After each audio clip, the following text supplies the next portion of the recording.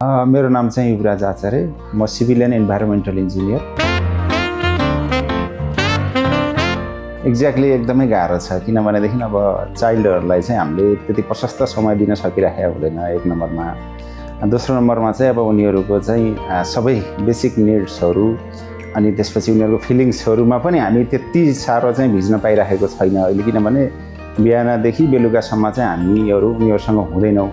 बेलुका पनि हजुरको अब 1-2 घन्टा मात्र हामीसित समय हुन्छ उनीहरूसित स्पेन्ड गर्ने, अनि बिहान पनि सेम नै हो। त्यसो भएको हुँदाखेरि मोस्ट अफ द टाइम उनीहरूले स्कुलमै स्पेन्ड गर्छ। अब सकेसम्म म्यानेज गरेर उनीहरूलाई चाहिँ हाम्रो तर्फबाट बेस्ट गर्ने प्रयास चाहिँ गरिरहेका हुन्छौँ। कठिन पनि छ, सजिलो पनि छ। बिफोर प्यारेन्टहुड अब आफ्नो सिङ्गल लाइफ जस्तो टाइपको चाहिँ हुन्थ्यो, अब त्यसमा चाहिँ अलिकति बढी टाइम हुन्थ्यो होला। अहिले चाहिँ अब हाम्रो टाइम लिमिटेसन चाहिँ एकदमै बढी छ, अनि अब नानीहरूसित खेल्दाखेरि उनीहरूको साथीको रूपमा चाहिँ बस्दाखेरि रमाइलो पनि छ। अब उनीहरूलाई चाहिँ अब समय दिन नसक्दा चिन्ता पनि लाग्छ। यो एकदमै नर्मल कुरा हो, किनभने अब जसले चाहिँ बढी समय दिन सकिन्छ उसले नै बढी चाहिँ समय दिन्छ। हामीमा त्यस्तो यसले उसले भन्ने कन्फ्रन्टेसन चाहिँ हुँदैन।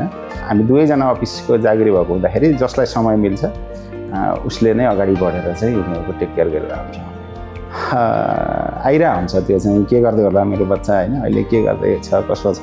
त्यहाँपछि चाहिँ नर्मली 3:30 बजे उनीहरू चाहिँ घरमा पुग्छन्। अब त्यसमा चाहिँ कहिलेकाहीँ आफै आउनुपर्ने हुन्छ होइन। त्यो टाइम लाइन त हामीले एकदमै तपाईँको बिहानदेखि उनीहरू घरबाट निस्केदेखि घर नपुगन्जेली चाहिँ विभिन्न टाइम लाइनमा चाहिँ हेराइरहेको। मेन कुरा चाहिँ चाइल्डहरूको लर्निङ इन्भाइरोमेन्ट, त्यसपछि स्कुलको सेफ्टी अझ मेजर कुरा हुँदो रहेछ। यो सिटी एरियाहरूमा चाहिँ सब्जेक्ट कोर्स भन्दा पनि हामीले चाहिँ त्यहाँको चाहिँ इन्भाइरोमेन्ट, ओभरअल इन्भाइरोमेन्ट जस्तो हाम्रो चाइल्डहरू चाहिँ हामीसित थोरै समय हुने हुँदाखेरि बढी समय स्कुलमा हुने भएकोले हामीले चाहिँ उनीहरू चाहिँ कस्तो छ त त्यहाँको चाहिँ, अब उनीहरू रमाउन सक्छ कि सक्दैन, खेल्न सक्छ कि सक्दैन, पढ्न सक्छ कि सक्दैन, हामीले जस्ट पढाइलाई मात्रै हेर्नु, उनीहरूको ओभरअल डेभलपमेन्ट चाहिँ के हुनसक्छ भन्ने कुरालाई चाहिँ मध्यनजर गरेर भक्तपुर डिस्ट्रिक्ट स्कुललाई हामीले सेलेक्सन गरेको।